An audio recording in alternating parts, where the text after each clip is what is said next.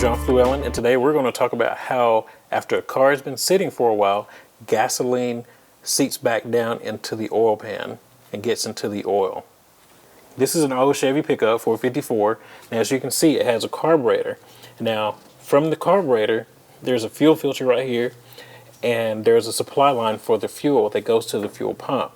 Now, what happens is, after you drive these cars for a while, the engine heats up really good, and when you shut them down, sometimes what will happen is the fuel will pull inside the carburetor, and when that happens, when you shut it off, there's a low pressure area that will suck the rest of that fuel out of the carburetor and out of the bowls, and it goes down through the intake into the valves, where if the valves are slightly open, the gas will seep down into the piston, into the combustion chamber, and if that happens a lot, what's going to happen is that gas gets through the piston rings and it washes out the cylinder.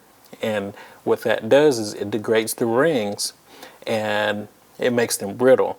And over time, what's going to happen is it's going to score the cylinder walls. So whenever you drive the vehicle, any unburned gas that gets past the combustion process and seeps down past those rings is going to go down and mix with your oil. And that's a big problem. You either have to have your carburetor adjusted, have it checked, make sure that your fuel filter is in there for one, because a lot of times there's no fuel filter in there, and a lot more fuel gets into that carburetor, and when you shut it off, it sucks in that extra fuel and it washes out your pistons. Also, what happens is when your fuel pump is going bad, it will actually siphon the gas from where it was going to the carburetor, and it will pull back down into the fuel pump, and it will leach into the crankcase, where basically the fuel pump overflows back into the crankcase. There's a diaphragm in there to separate the oil and the gas, and when that diaphragm fails, that's when the gas gets through and makes it into the crankcase.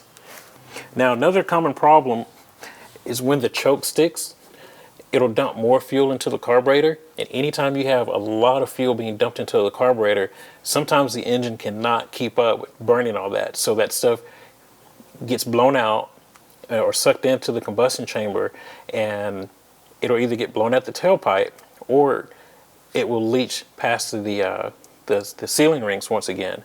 If your rings are in such bad shape, that gasoline is going to seep right down to the oil pan, where you're going to have basically a partially burnt fuel in the crankcase.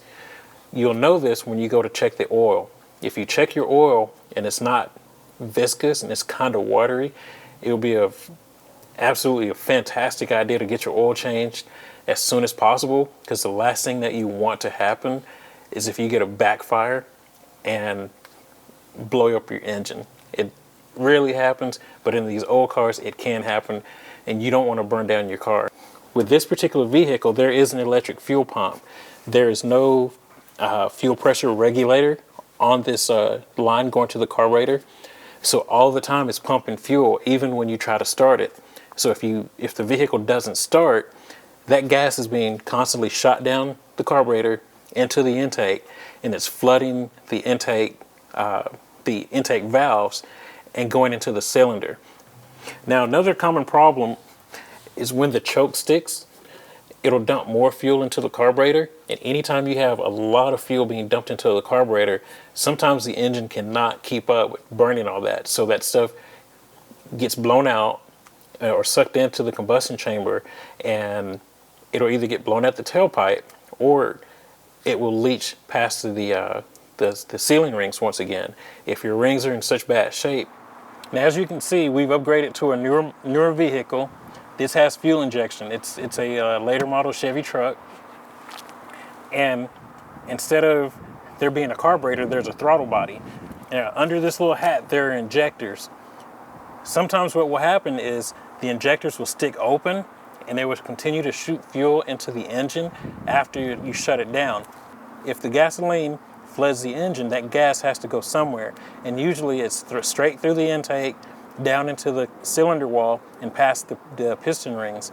And the same thing can happen on this engine as with the other engine, you can eventually wash out the cylinder wall, destroy your piston rings, and eventually cause a lot of major engine damage. But if the fuel pressure regulator fails, it can't regulate how much fuel gets into the engine. So when that injector opens up, it's going to force feed a lot of fuel into the engine. And when you shut the engine off, all that additional fuel has to go somewhere. Now, the one advantage about these later model engines is the fuel pump is actually in the tank. It's not on the engine at any point. So the only way the gas is getting into the engine is through the injectors. Now, sometimes when you fire it up and if the injectors are bad, the computer, if the injector sticks open, is going to allow gas to shoot down into the engine before you start it. The same problem on two different generations of engines can happen. So with that, I'm Jon Flewellen, and thanks for watching.